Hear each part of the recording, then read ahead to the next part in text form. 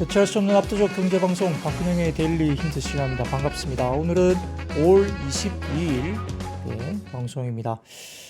어제 월급날이어서 저도 맛있는 거 먹고 싶었는데 시간이 없어서 그렇게 같이 못했는데, 여러분들 어제 단톡방에 실시간 채팅방에 어제 치킨 드신다 말씀들 하셨는데 식구들하고 같이 가족들과 함께 좋은 시간 보내셨는지 모르겠네요.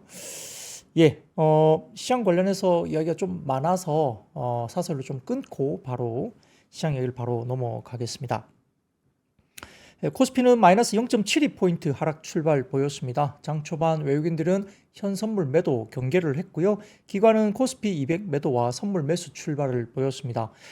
장 초반 신재생 에너지와 화장품 강세 출발한 가운데 2차 전지, 그리고 석유 화학, 건설과 페인트, 그리고 엔터미디어, 로봇, 온실가스와 ESS 6개 등의 테마군이 강세 출발 보였는데요. 코스피는 장초 외국인 선물 매도에 하락 출발했지만 6월 달에 공매도 재개 우려 관련해서 상당히 완화되는 소식이 이야기되면서 순매수 전환을 했습니다. 전반적으로 외국인들이 다시 이제 크게 사진 않았지만 팔던 것을 일단 멈추고 순매수 전환 모습도 장중에 보였는데요. 대통령실이 공매도 전산 시스템을 갖춰주지 않으면 재개하지 않는다는 입장을 재확인하는 뉴스 보도가 일단 나왔기 때문입니다. 전일에 이어서 장초 외국인들은 마이너스 6천 계약 이상 선물 순매도 규모를 확대한 뒤에 점심시간 정도 되면서 순매수 전환을 했고요.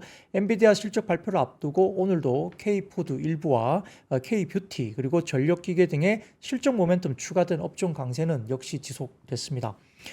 화장품 같은 경우는 1분기 화장품 수출액이 전년비 22% 증가하면서 분기 기준 역대 최대치 소식이 알려졌고요. 수출로 인한 호실적이 기대되면서 일부 화장품주가 상당히 좋았고, 그 다음에 코스닥 같은 경우는 전반적으로 부분에서는 엔비디아 실적, 그리고 FMC 의사록을 대기하면서 4거래일 만에 반등세를 줬습니다.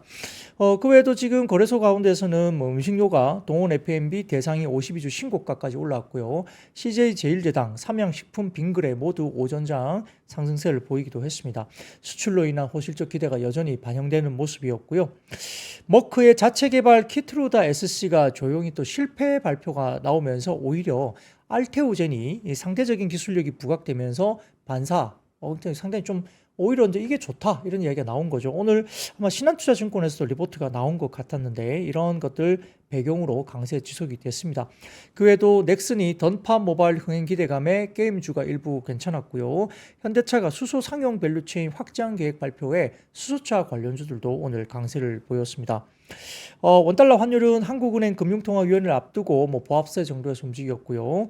업종별로는 운수장비, 현대차, 기아, 동반 상승하면서 오후장 들어서 갑자기 막 급등하기 시작했는데, 일부 시장의 미확인 루머는 여러 가지 주주 환원 관련해서 상당히 강화된 뭔가 발표가 있을 것 같다라는 조금 미확인 루머가 오늘 SNS상에서 좀 돌아다닌 것 같아요. 확인은 된 내용은 아닙니다. 그리고 수소 테마 속해 있는 일진 하이솔루스도 급등세가 보였다 볼 수 있겠고, 음식료품은 빙그레, CJ 제일제당 등 연중 신고가 기록했습니다. 여름철 다가오니까 또 빙과류 관련된 종목들도 움직임이 있었던 것 같고요. 금융주는 최근 상승했던 삼성화재, 삼성생명 등 보험주 위주로 차익 실현 매물이 나오면서 약세를 보였습니다. 코스닥은 외국인 매도를 개인과 기관이 받아주는데 업종별로는 건설주와 LS 머티리얼즈 속한 제조업종이 강세였고요. 유통과 운송은 약세 출발 보였습니다. 장중 코스피가 2707포인트까지 낙폭을 늘리다가 분위기 반전하면서 오후장 들면서 2730포인트까지 언저리까지 회복을 시도했는데, 역시 반도체 대형주인 SK 하이닉스가 분전을 했고요. 그리고 현대 기아차가 분위기 반전을 완전히 주도했죠. 엔비디아 실적 기대, 그리고 수소차 이슈가 부각된 영향으로 볼 수도 있습니다. 두산 퓨어셀이 20% 이상 급등을 하기도 했고요. 반면 그동안 강세였던 금융주 전반으로 1~2% 약세 반전하면서 순환매 양상이 뚜렷하게 나타났습니다. 자, 여기에 대해서 오늘 대신증권이 장중에 코멘트를 냈는데, 코스피가 2700선 초반에서 분위기 반전에 성공한 또 다른 이유는 역시 밸류에이션 부분의 문제가 두드러지게 오늘 부각이 됐다라고 코멘트를 했는데요. 코스피는 1분기 실적 시즌을 지나면서 12개월 선행 EPS가 레벨업이 됐다고 코멘트를 하면서 3월 29일 248포인트였던 선행 EPS가 4월 말 260포인트로 상승한 데 이어서 21일 종가 기준 269.7포인트까지 레벨업을 했습니다. 반도체 그리고 화장품 등등 포함한 일부 중국 소비 관련주 등등 그리고 자동차도 마찬가지겠죠. 그런 것들이 영향을 좀 미친 것 같은데 이렇게 EPS가 레벨업이 되면서 장기 평균 수준인 12개월 선행 PER 10배 수준이 코스피 기존에는 2480포인트 그러니까 2500포인트 언저리 정도가 장기 평균 이평선 PER 10배 정도 중간점이죠. 그 정도 2500선 언저리 2480포인트였는데 이게 EPS가 레벨업이 되면서 2697포인트 거의 2700포인트까지 올라선 것입니다. 즉 3월 말까지는 2480선 이하면 저평가 영역으로 말할 수 있었다면 현재는 지금 EPS가 상향 조정되면서 실제 2700포인트 정도 선만 하회하더라도 저평가 영역으로 볼 수 있다라는 대신증권의 평가 코멘트가 있었습니다.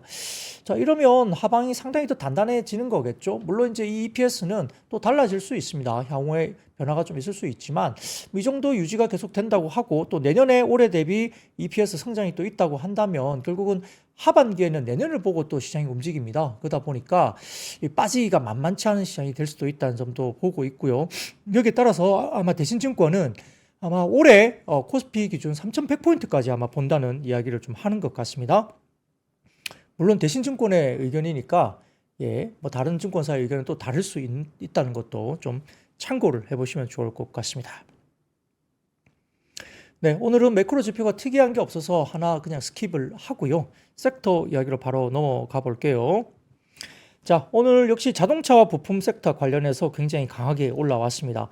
특히 최근에 제가 하나증권 리포트 자료를 좀 보여드리면서 최근에 자동차가 너무 무겁고 못 올라가는데 이런 지표만 놓고 보면 40% 이상 주가에 대한 업사이드가 하나증권 리포트에서 나온다라고 제가 방송을 해드린 적이 있는 것 같은데요. 자, 이베스트 투자증권도 오늘 보고서가 나오면서 올해 상반기에 이어서 하반기에도 국내 완성차 업체들의 호실적을 이야기를 했고요. 특히 이미 그 ASP 평균 판매 단가가 믹스 개선을 통해서 높아진 데다가 강한 믹스 개선이 지속되고 있다고 언급을 하고 있습니다. 물론 하반기에는 상반기 대비 달러 약세가 또 예상될 수도 있기 때문에 이에 대해서 수익성이 다소 조금 감소할 수 있는 가능성도 있지만 1분기 실적 발표를 통해서 과거와 달리 달라진 이익 체력을 다시 한번 증명하면서 사실 피크아웃에 대한 우려는 굉장히 많이 누그러뜨려졌다 이렇게 볼 수도 있겠죠.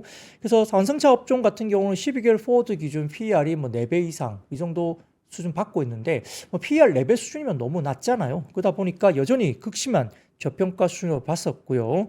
여기다가 과거 평균 PER 수준만 회귀하더라도 여전히 추가적인 업사이드가 충분하다라고 평가를 했습니다. 근데 이제 부품사들 같은 경우는 주주 환원을 할 만한 현금 여력이 그렇게 높지 않다고 평가를 했고요. 상반기와 마찬가지로 주주 환원을 통한 밸류 리레이팅은 완성차 쪽에서 부품사보다는 완성차가 좀 더 강하게 나타날 것으로 평가를 했습니다. 추가로 운임 상승으로 인한 수익성 악화 때문에 부품사들보다는 완성차가 좀 더 긍정적으로 봤고요. 따라서 하반기 완성차 중심으로 부품사보다는 완성차 중심으로 자동차 관련된 업종을 투자 의견 오버웨이트를 유지한다 이렇게 봤습니다. 부품주는 선별해서 투자할 필요가 있다고 밝혔는데 최근 들어서 제가 리포트 말씀드리면 역시 인도 쪽에 동반 진출하는 회사 중심으로 부품사를 좀 봐야 되지 않느냐 이런 이야기가 계속 나오고 있습니다. 자, 여기에 대해서 제가 말씀드렸던 하나증권의 리포트 자료를 다시 한번 가져와 봤는데요. 자, 첫 번째 자료를 좀 띄워드리면 현대기아의 합산도매 ASP가 저렇게 치솟고 있습니다. 여기에 대해서 평가를 제대로 못 받았다고 볼 수 있겠죠. 믹스 개선은 영향도 있는 것 같습니다. 그리고 두 번째 자료를 좀 띄워드리면 현대기아의 글로벌 공장 가동률 추이인데요. 보시면은 가동률이 거의 풀 가동 상태입니다. 오히려 이제 현대차가 좀 더 가동률이 높고요. 기아가 조금 낮긴 하지만 양쪽 다 가동률이 굉장히 많이 올라오면서 풀 가동 형식으로 지금 가동률이 올라와 있다 볼 수 있고요.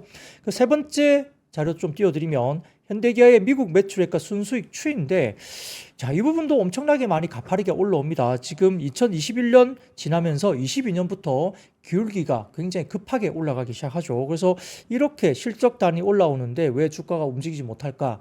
이런 생각을 계속 할 수밖에 없죠. 그래서 이렇게 지금 현대기아의 매출액, 순수익, 추익이 굉장히 많이 미국 쪽부터 북미 시장, 가장 경쟁이 심한 북미 시장에서 올라오고 있는 모습들이 경쟁력이 강화되고 있다 볼 수 있겠고요. 자, 그 다음 자료 보여드리면 현대기아의 합산 지배주주 순이익과 시가총액 비교인데, 옅은 회색 실선이 현대기아의 시가총액 흐름이고, 그 다음에 짙은 녹색이 일단 현대기아의 합산 지배주 순이익입니다. 과거에는 순이익 흐름 대비 시가총액이 훨씬 더 높게 형성됐던 점이 있는데, 최근 들어서는 순이익단이 굉장히 높게 치솟고 있지만 시가총액과 갭이 많이 벌어지면서 순이익단 흐름단이 먼저 굉장히 가파르게 올라가고 있습니다. 그러면은 시가총액이 여기서 따라잡아야 되겠죠. 여기 갭이 너무 크기 때문에 따라잡아야 되는데, 이 갭을 따라잡기 위해서는 순이익이 줄거나 아니면 시가총액이 올라가거나 둘 중 하나인데, 현재 분위기로 봐서는 순이익이 주는 분위기는 아니기 때문에 아마 시가총액이 따라 올라가야 되는 게 당연한 거 아니냐 이렇게 볼 수도 있겠죠. 자, 그러다 보니까 그 다음 마지막 표를 보여드리면 하나증권에서 주주 환원 강화에 따른 적정 P 멀티플 관련된 추정인데요. 지금 보면 P 같은 경우는 이렇게 배당 성향, 그 다음에 위험, 성장 이런 것으로 이제 P를 밸류에이션을 멀티플을 줄 수 있는데, 현재 배당 성향과 위험 성장과 향후의 배당 성향과 위험 성장에 대한 추정치를 가지고 증가율을 따져보면 P가 지금 현재 4.5배 정도의 P 밸류에이션이 역시 적정 밸류에이션이 6.5배 정도까지 갈 수 있다. 그러면 증가율은 P 증가율이 46% 정도의 추가적인 주가 상승도 충분히 논리적으로 숫자적으로는 가능하다. 이렇게 평가를 했죠. 자, 그러다 보니까 역시 현대기아가 너무 못 올랐다 이렇게 형성이 될 수도 있겠고요. 좀 더 올라도 충분히 주가가 설명될 수 있다는 겁니다. 근데 6.5배 받는다고 또 비싼 것도 아닙니다. 도요다가 10배가 넘기 때문에, 물론 도요다 대비 높은 밸류를 받는다 이건 말씀드리기 어렵겠지만 도요다 대비 6.5배도 굉장히 낮은 수준입니다. 현대기아가. 그렇기 때문에 6.5배 정도 가도 큰 문제가 없다 이런 생각도 할 수 있겠죠. 충분히 올라도 괜찮을 것 같습니다. 워낙 못 갔기 때문에. 예, 저는 그런 생각을 해봅니다. 자, 이렇게 보시고 오늘 자동차 부품 업종 움직이는 이야기를 드려봤습니다. 예, 너무 못 올랐기 때문에, 그리고 무거워서 잘 손이 안 갔던 섹터이기도 합니다만, 최근에 이제 올해 들어서 은행주도 올라간 거 보세요. 무겁고 재미없고 보험주 재미없다, 지주사 재미없다 하셨죠? 자, 자동차 재미없다 그러다가 올라가면 놓칩니다. 그럴 수도 있어요. 그래서 저는 지금 시가총액 관련해서는 충분히 설명 가능하고 더 올라도 충분히 설명 가능한 시가총액이 아닌가. 그래서 수급이 너무 없었다. 기관도 자동차 별로 안 좋아했고 외국인도 그랬는데, 글쎄요, 은행주 움직인 거 보면, 보험사들 움직인 거 보면, 지주사 움직인 거 보면, 네, 충분히 현대기아차도 땡겨도 별말 할 말이 없는 거 이렇게 말할 수 있겠습니다. 자, 그리고 외신에 따르면은 중국이 미국의 관세 폭탄, 그 EU의 중국산 반보조금 조사 공세에 맞서서 자동차 관세 인상을 검토하고 있다 전해집니다. 지난번에 한번 자료를 통해서 미국 쪽에서 중국산 전기차에 대해서 관세 부과를 100% 한다 해도 미국 쪽으로 수출되는 중국산 전기차가 거의 없기 때문에 사실은 중국 입장에서는 기분만 좀 나쁠 뿐이지 현재 크게 영향이 그게 없다 이렇게 제가 한번 자료를 통해서 말씀드린 적이 있죠. 근데 여기 관련해서 중국이 이제 반보조금 조사 공세 이거에 맞서서 지금 EU 주재 중국 상공회의소가 전일 성명을 통해서 중국 당국이 대형 배기량 엔진을 장착한 수입차에 대한 관세를 인상할 수 있다고 고려한다 이렇게 이야기를 했습니다. 그래서 중국이 미국과 EU의 관세 압박에 대해서 맞설 움직임을 보이면서 다소 좀 본격적인 관세 전쟁으로 좀 갈 수도 있는 것이 아니냐 이렇게 우려가 제기되는 모습입니다. 여기에 따라서 오늘 자동차와 부품주들도 영향을 받았다 이렇게 볼 수도 있겠습니다. 자, 두 번째 이야기입니다. 오늘 역시 전력기기, 물론 이제 일부 전선주들은 약간 조정을 받았고요. 전력기기도 다 많이 오른 건 아닙니다만 역시 전력설비나 전선 쪽이 오늘도 긍정적인 모습을 보인 쪽이 있었다 볼 수 있습니다. 굉장히 강합니다. 아직도. 근데 탄력은 좀 줄어들었어요. 단기적으로는 꽤 많이 올라왔기 때문에 그렇습니다. 이베스트 투자증권에서 보고서를 통해서 이제 글로벌 전력기기 산업은 21년 말부터 초고압을 중심으로 초호황 사이클에 접어든 지 2년 남짓 지나고 있다고 코멘트를 하면서 이 전기차, 신재생 에너지, 생성형 AI 등의 성장으로 전기 수요나 전력기기 수요는 역시 폭발할 수밖에 없겠죠. 그러나 아직 전력기기가 피어 그룹들의 대규모 증설은 또 이루어지지 않고 있기 때문에 초고압 시장의 초호황은 앞으로도 수년간 더 이어질 것으로 예상을 했습니다. 근데 아울러서 전력기기 시장 사이클이 고압 송전 시장이 먼저 턴어라운드가 먼저 이루어지고요. 3, 4년간 호황이 진행되고 나면 그 뒤에 중저압 배전 시장의 호황이 이루어지는 패턴이기 때문에 앞으로 1, 2년 뒤에는 중저압 배전 시장도 초황 사이클로 접어들 수 있다고 평가를 했죠. 그래서 첫 번째로는 이제 고압 송전 시장, 그 다음에 중저압 배전 시장도 호황이 그에 뒤따를 것이다 봤습니다. 또한 이제 HD 현대일렉트릭과 LS일렉트릭, 효성중공업 등 전력기기 3사 모두 밸류에이션이 아직은 유의성이 충분하다라고 봤고요. 이와 관련해서 매출 성장성 중심의 펀더멘털 지표가 글로벌 피어 그룹 대비 훨씬 더 높은 성장률을 보이고 있기 때문에 멀티플 관련해서 펀더멘털 포지션 대비 멀티플, 그러니까 밸류에이션 매력도가 여전히 충분한 상태가 아니냐 이렇게 평가를 한 것 같습니다. 자, 첫 번째 자료를 띄워드리면 이베스트 투자증권의 전력기기 3사 및 글로벌 피어 주가 상대 퍼포먼스 추인데요. 어떠세요? 예. 제일 많이 오른 게 HD 현대일렉트릭이 제일 많이 올랐네요. 자, 100을 놓은 게 어딥니까? 23년 1월 1일을 100으로 놓고요. 그때부터 우리가 요시 땅 하면서 시작을 했는데 제일 많이 오른 것은 현대일렉트릭입니다. 글로벌에서 그렇습니다. 두 번째 효성중공업이네요. 세 번째 LS일렉트릭 제일 많이 올랐고요. 그 외에 뭐 해외 쪽 ABB라든지 뭐 G, 그 다음에 뭐 쭉쭉쭉 나옵니다. 지멘스 에너지 등등 쭉 나오는데 이튼도 나오죠. 이렇게 올라왔습니다. 그래서 최근에 글로벌 전력기기 가운데 유틸리티 가운데 국내 3사가 가장 퍼포먼스가 좋네요. 2003년 1월 1일부터입니다. 이게 보시면 그렇습니다. 자, 그런데 그 다음 표를 보여드리면 자, 펀더멘털 비교 대비 전력기기 3사와 글로벌 피어 국내 경쟁사 두 개사입니다. 지금 이렇게 검은색 땡땡땡 가는 게 글로벌 피어 평균이고요. 퍼센테이지입니다. 그리고 지금 제일 위쪽이 현대일렉트릭. 글로벌 평균보다 피어 그룹보다 훨씬 더 현대일렉트릭이 높게 형성되어 있죠. 그러니까 조금 둔화될 수도 있습니다. 근데 아직 LS일렉트릭이나 효성중공업은 아직은 펀더멘털 대비 지금 글로벌 피어 평균도 못 미치고 있죠. 그렇기 때문에 역시 이런 것을 본다면 OPM이라든지 그 다음에 에비타 마진 이런 ROE 등을 봤을 때 역시 LS일렉트릭이나 효성중공업은 일부 조금은 아직은 좀 낮은 국면에 있는 거죠. 그래서 이렇게 본다면 뭐 좀 더 룸이 남아있지 않나 이런 생각도 듭니다. 자, 그 다음 표를 보여드리면 PER, EV 에비타, PBR 비교인데요. 전력기기 3사와 글로벌 피어입니다. 지금 보시면은 제일 왼쪽 보시면 PER 비교인데요. 자, 검은색 땡땡땡이 글로벌 피어 평균인데 여기 보시면은 지금은 현대일렉트릭과 그다음에 LS일렉트릭이 글로벌 피어보다 높네요. 효성중공업은 좀 낮은 상태이고요. EV 에비타 같은 경우는 지금 현대일렉트릭이 제일 높고 그 다음에 글로벌 피어 대비 지금은 LS일렉트릭은 거의 비슷하고 효성중공업은 좀 낮고요. 그 다음에 PBR 비교로 본다면 지금 현대일렉트릭이 더 높습니다. 글로벌 피어 대비 평균 대비 높고요. LS일렉트릭과 효성중공업은 좀 낮게 형성되어 있습니다.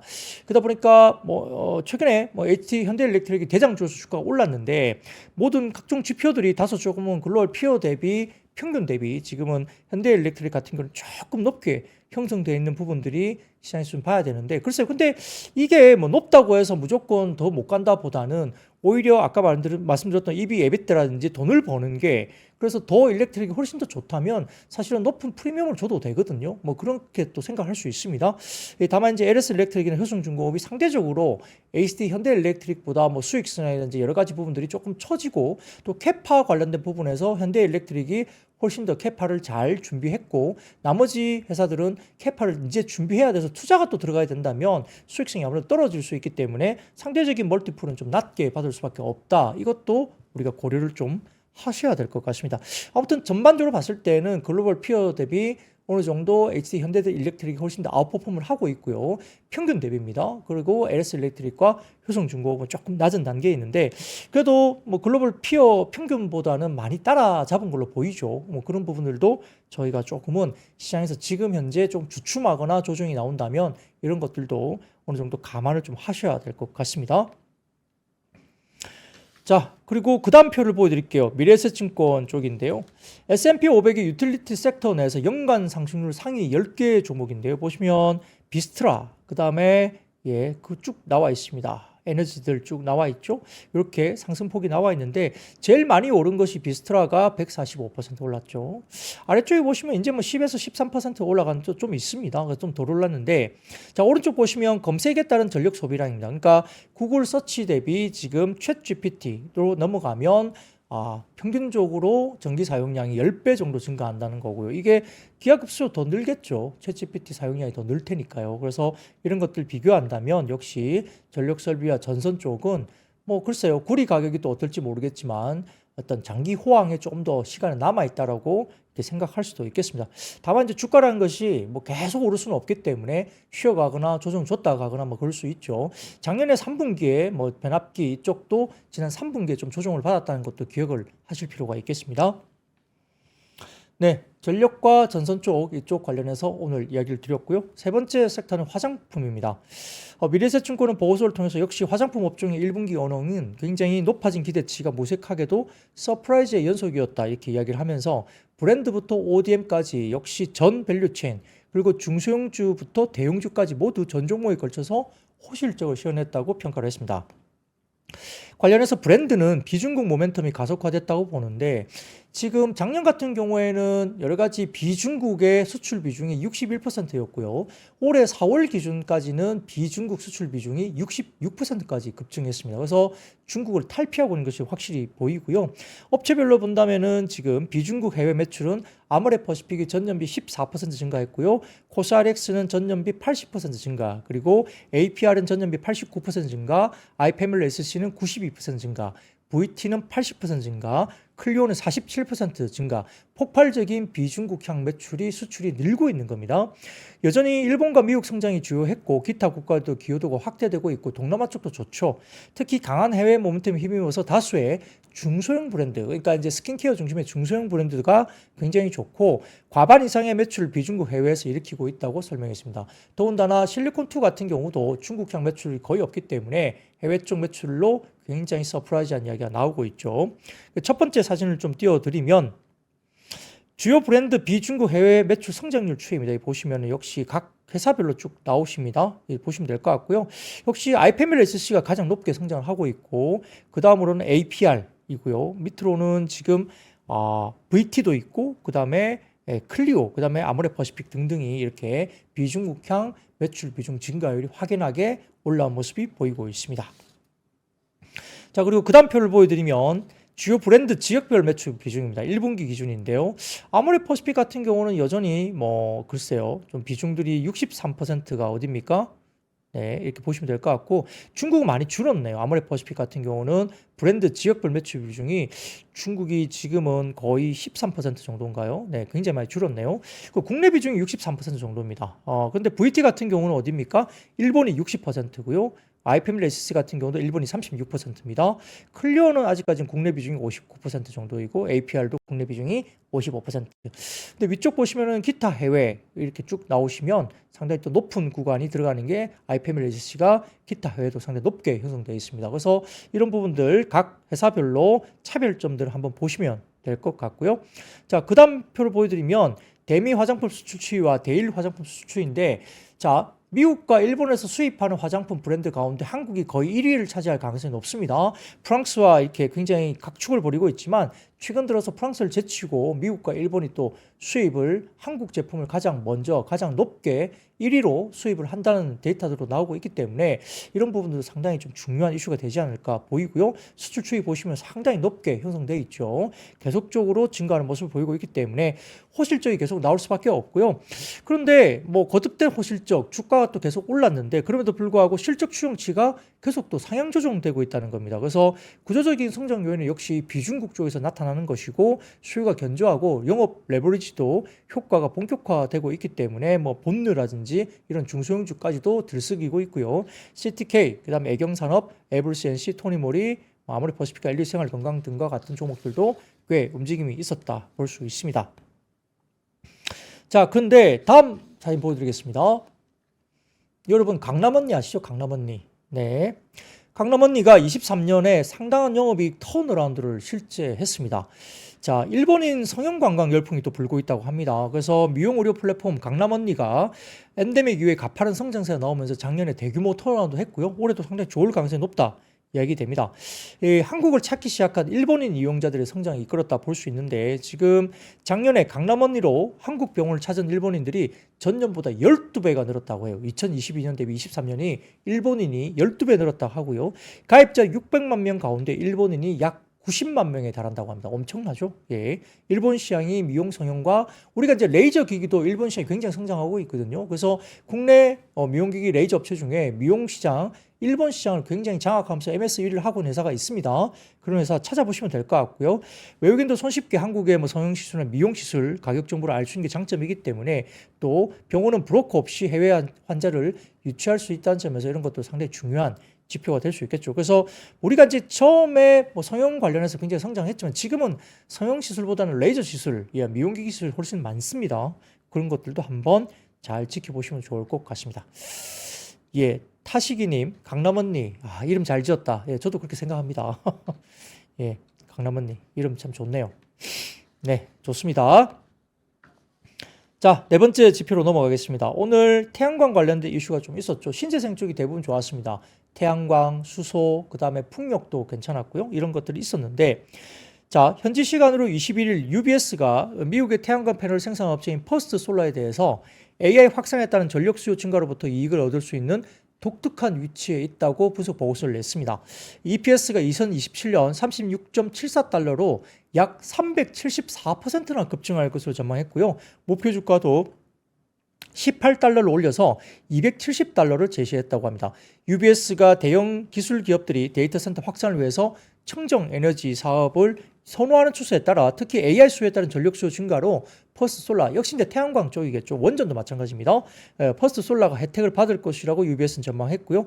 여기에 따라서 전일 퍼스트 솔라는 뉴욕 증시에서 8% 넘는 큰 폭의 상승세를 보였습니다.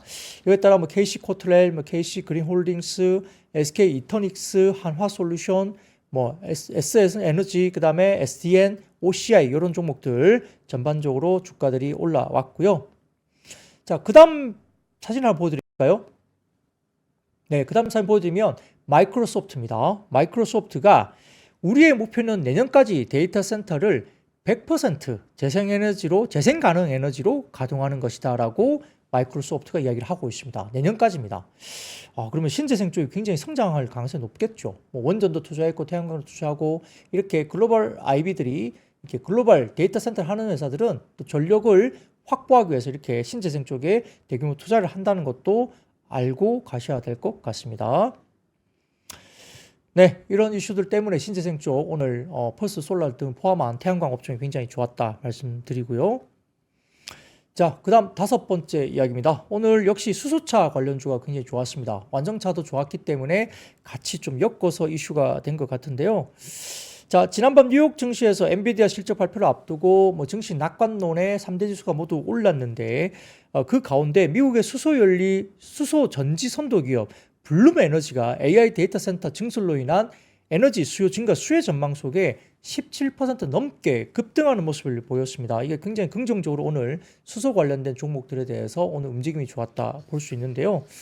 자, 그 다음 헤드라인 보여드릴까요? 그래서 블룸 에너지가 왜 오늘 이렇게 완전히 급성장했느냐, 이렇게 해외 외신이 이야기가 나왔습니다. 그래서 이 자료는 루팡이라는 플랫폼에서 제가 가져온 데이터 관련해서 헤드라인을 제가 뽑아온 것인데요. 이 보시면은 블룸은 지난 주말 베런스 매거진에서 AI 데이터 센터 증설로 인한 에너지 수요 증가를 수혜를 입을 수 있는 주식으로 탑픽으로 부각됐다는 이제 기사입니다. 그러면서 잠재적으로 AI 수혜자로 간주되는 블룸의 주가가 기사가 나온 지 며칠 후에 AI 칩 거물인 엔비디아의 내일 수익 보고서 하루 전에 급등세가 나왔다라고 평가를 했고요. 블룸의 혁신적인 연료전지 기술은 누락된 에너지 문제를 해결하는데 큰 도움이 될 수 있다라고 평가를 했습니다. 그래서 지난 주말 베런스에서 모건 스탠리의 청정기술 연구 책임자인 스테판 비어드가 AI 데이터 센터 구축으로 이익을 얻을 수 있는 상위 5대 에너지 주식 중 하나로 블룸을 강조했다고 이제 평가를 했고요. 베론 같은 경우는 에너지를 많이 소비하는 AI 데이터 센터의 전기 수요 증가에 중점을 두었고, 이에 따라 미국의 전력 수요가 AI 데이터 센터 필요성과 자동차 산업의 전동화 등을 감안할 때 지난 수십 년간 굉장히 정체됐던 전력 수요가 2% 안팎으로 가속화될 것으로 예상을 했습니다. 그래서 뭐 여러 가지 부분에서 역시 전력원에 대한 이슈가 또다시 이야기되고 있는데요. 여기에 따라서 역시 그리드 독립 전원을 찾는 데이터 센터 운영자와 대규모 계약을 체결할 수 있는 블룸의 잠재력을 강조했다는 리포트가 나온 겁니다. 그래서 냉장고 정도 크기의 블룸의 연료전지 기반 에너지 서버가 탄소 배출이 없는 수소나 바이오가스 또는 탄소 배출 프로필이 50% 낮은 천연가스를 사용하여 연소 없이 연료를 에너지로 전환할 수 있는 고유한 기술을 보유하고 있다고 평가를 했습니다.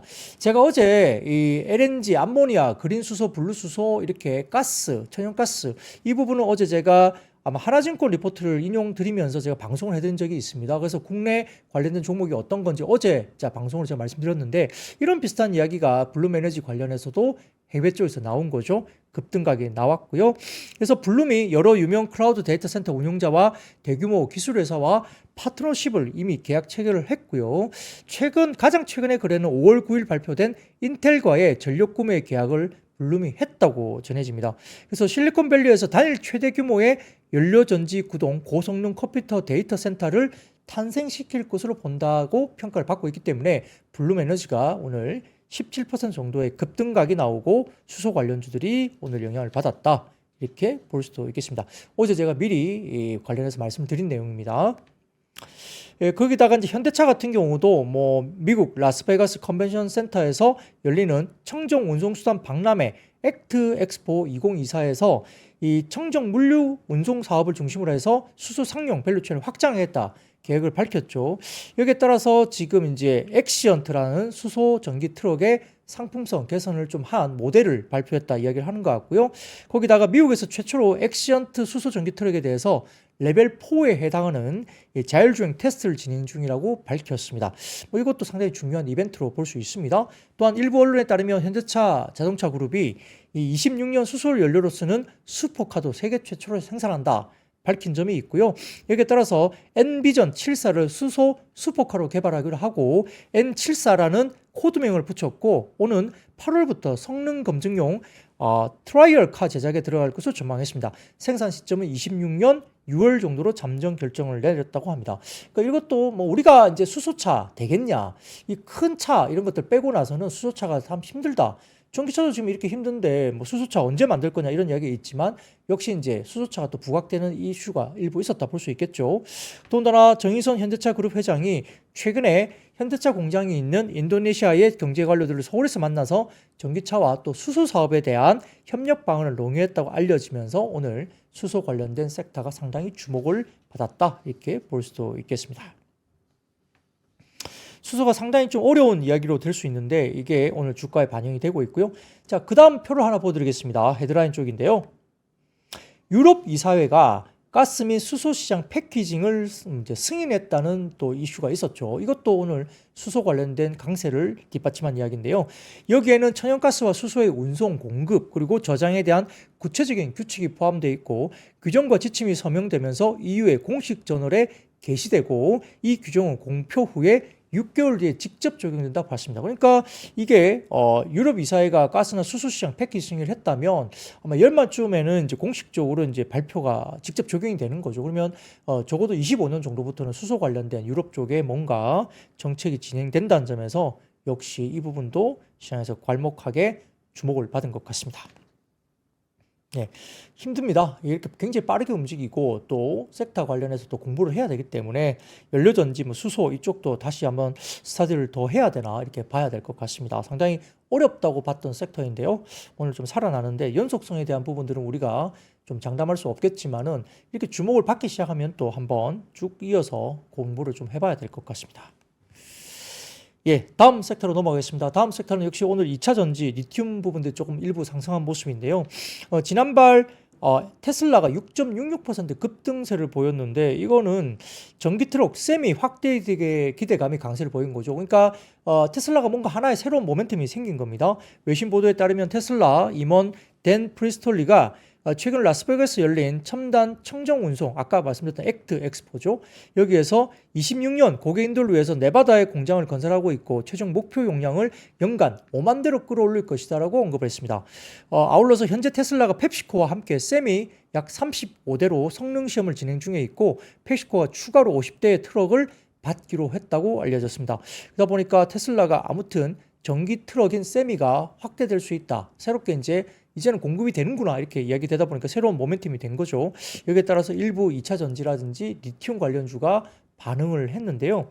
한편 중앙 첨단 소재, 광무, 에코앤드림, PNT, 특히 PNT가 오늘 좀 많이 올랐고 엔캠, 솔루스 첨단 소재, 상하프론테크 등등이 좋았는데 에코앤드림이 89억에 달하는 하이니켈, NCM 전구체 공급, PO 공급 계약 체결 공시가 나왔기 때문에 이 주식도 오늘은 언급이 됐습니다. 자, 그런데 그 다음 표를 하나 보여드릴게요. 테슬라가 그래서 이것만 갖고 좋은 것이냐? 그것도 아니고요. 추가적으로 하나 더 가져와 봤습니다. 이 테슬라 쪽에 긍정적인 5월의 3주차 중국 전기차 보험 등록 건수입니다. 이게 이제 테슬라 쪽의 중국의 보험 등록 건수에 대한 흐름을 나타내는 자료인데요. 보시면은 테슬라가 긍정적인 5월달 3주차 신규 전기차 등록 건수가 13,800대 정도가 기록되고 있습니다. 1일부터 12일까지 등록 건수는 16,900대인데 그러다 보면 5월 19일까지 테슬라 중국 전기차 판매량은 약 38,800대까지 올라옵니다. 4월달 한 달 판매량이 31,421대 정도 그쳤으니까 지금 19일까지 등록이 38,800대면 자, 4월달 한 달 대비 5월달 굉장히 증가하는 모습이 보이고 있습니다. 그러면은 중국 내 테슬라 판매량이 다시 좀 개선되고 있는 긍정적인 수치가 나온다. 이렇게 본다면 2차 전지도 조금은 수요가 좀 긍정적으로 뭔가 도나 테슬라 쪽이 좀 좋아지나 이렇게 볼 수도 있다는 자료가 나와 있다고 볼 수 있습니다. 네, 좋습니다. 그러면 다음 섹터로 넘어가 볼까요? 다음 섹터는 오늘 일부 관련된 의료기기 쪽입니다. 의료기기. 자, 언론에 따르면 조 바이든 미국 대통령이 현지 시간 17일 중국산 주사기와 바늘, 고무장갑, 안면 마스크 등의 관세율을 인상하겠다고 발표했습니다. 자, 그러니까 수술용 장갑 같은 경우도 지난번에 한번 관세 인상 이야기 드렸죠. 그러다 보니까 제가 수술용 장갑은 말레이가 잘하는데 중국이 워낙 저가산이 공세되다 보니까 말레이 쪽에 가동률이 떨어지고 말레이 쪽으로 MB 라텍스를 수출하는 국내 기업들 화학업체는 굉장히 안 좋았다 말씀드렸죠. 근데 이게 관세가 부과되면서 수술용 장갑이 역시 중국산이 굉장히 어려워지니까 말레이 쪽에 관련된 주가들이 관련돼서 올라오면서 가동률도 많이 올라오고 말레이 쪽에 이 수술용 장갑을 만드는 관련된 주가들이 굉장히 좋았습니다. 그러다 보니까 MB 라텍스 수출을 하는 국내 업체 이런 부분들이 굉장히 호재로 작용될 수 있다 말씀드린 적이 있는데 오늘 말씀드렸던 주사기, 바늘 등의 의료기기 쪽도 관세를 높이겠다는 겁니다. 연내 주사기와 바늘에 대한 관세율은 0에서 50% 그리고 특정 호흡기와 안면 마스크에 대한 관세율은 0에서 7.5%에서 25%로 인상할 것으로 보고 있고요. 의료와 수술용 고무장갑 관세도 26년까지 7.5%에서 25%로 크게 올릴 것으로 예정되어 있습니다. 그래서 국내 의료기기 제조사들의 반사이익에 대한 기대감에 오늘 세움 메디칼, 한독, 휴마시스, CU 메디칼, 리메드 등의 일부 의료기기 관련된 종목들이 좋았다. 이렇게 볼 수도 있겠습니다. 자, 여덟 번째 이야기입니다. 여덟 번째 이야기는 테슬라가 자율주행차 관련된 라이다 도입 확대 기대감이 여전히 있습니다. 이거는 오늘 처음 나온 이야기는 아니고요. 지난번에 한번 제가 언급을 드린 적이 있는데 일부 언론에 따르면 최근 시장에서 테슬라의 라이다 도입 가능성을 주목하고 있다 이야기 나왔죠. 이게 기본적으로 테슬라가 여러 가지 부분에서 라이다를 좀 안 쓸 것이다. 굉장히 부인을 많이 했었는데요. 그간 테슬라가 카메라 중심의 자율주행 기능에 대해서 굉장히 개발을 해왔고 이렇게 계속 테스트를 해왔는데 미국 라이다 기술 선도 업체인 루미나가 최근 1분기 실적을 또 내놓으면서 테슬라가 분기 매출의 10% 이상 매출에 기여했다라고 공식 컨퍼런스 콜에서 이야기를 했습니다. 여기서 테슬라가 라이다를 활용하고 있음이 처음으로 확인됐기 때문에 이게 굉장히 중요한 이슈죠. 그러니까 만약에 아까 말씀드린 대로 루미나가 전체 매출 10% 이상 기여했다고 한다면 거꾸로 이야기해보면 테슬라가 굉장히 많은 양의 라이다, 그러니까 굉장히 많은 양의 전기차 대수에 해당하는 라이다를 갖고 갔다고 처음으로 공식 확인이 된 거죠. 그래서 업계 관계자가 기존 테슬라의 자율주행 기술로는 도심 주행이 상당히 좀 어려운 부분이 분명히 있었는데 카메라를 기반으로 된 2D, 2차원 이미지를 분석하는데 그쳤기 때문에 그 이유가 있었다라고 이제 분석이 되면서 이어서 테슬라가 라이다를 만약에 도입을 한다면 3차원 이미지 인식, 정보 인식을 통해서 도심 주행 성능을 상당히 높일 가능성이 크다라고 평가를 했습니다. 근데 자, 이거는 좀 이제 아직까지는 여러 가지 이슈가 좀 있는데 너무 비싸죠. 라이다가. 그래서 과연 이렇게 비싼 것을 넣어서 이제 전기차 가격을 올릴 것이냐. 이것도 좀 관건입니다. 이게 좀 봐야 될 것 같고요. 그 진짜 이게 테스트만으로 또 하다가 여러 가지 부분에서 또 뭐 어떤 프로젝트를 또 이렇게 끝낼 수도 있잖아요. 그렇게 적용을 직접적으로 하지 않고 실용적으로 적용하지 않고 그냥 테스트만 하다가 안 되겠다. 이거 이 정도로 안 되겠다. 그리고 너무 비싸서 이렇게 도입하기에는 전기차 가격 부담이 너무 크다. 이렇게 할 수도 있기 때문에 이게 꼭 이렇게 간다고 보기는 좀 힘듭니다. 근데 중요한 것은 지금 전기차 관련된 수요가 상당히 좀 줄어들어 있는 상태이기 때문에 지금 자율주행 쪽으로 전기차는 오히려 약간 기본적인 컨셉이 좀 넘어가는 분위기예요. 초점이. 그러니까 지금 수요 쪽으로 굉장히 초점이 맞춰 있다기보다는 이 전기차 쪽에 뭐 자율주행, 로보택시 이런 쪽으로 자율주행 쪽으로 전기차 쪽이 약간 초점이 넘어간 상태이기 때문에 자율주행 관련해서는 여러 가지 뉴스들이 계속 나올 가능성이 크다고 개인적으로 판단하고 있습니다. 그러다 보니까 여러 가지 뭐 퓨런티어, 라이콤, 에이스테크, 현대오토에버, 코리아 FT 등의 일부 자율주행 관련된 주식들의 움직임도 눈여겨 잘 보셔야 될 것 같습니다. 그래서 국내 같은 경우도 마찬가지고 법안이라든지 이런 것들도 상당히 조금 완화되는 쪽으로 역시 정부가 나서고 있기 때문에 자율주행 쪽에 포커싱이 좀 맞춰질 가능성도 있다. 이렇게 볼 수도 있겠죠. 일단 비싼 게 문제입니다. 라이다는. 그래서 어떻게 갈지 좀 지켜봐야 될 것 같습니다. 자, 마지막 섹터입니다. 벌써 9번째 섹터네요. 자, 오늘 손해보험주가 하락을 했는데요. 언론에 따르면 4월에 대형 손보사 5곳 관련해서 자동차 보험 손해율이 평균 80.5%로 손익분기점을 간주되는 80%를 이미 넘어선 것으로 전해졌습니다. 최근 밸류 프로그램의 수혜주로서 은행주와 보험주들이 이야기됐는데, 자, 오늘 보험주는 별로 좋지 못했죠.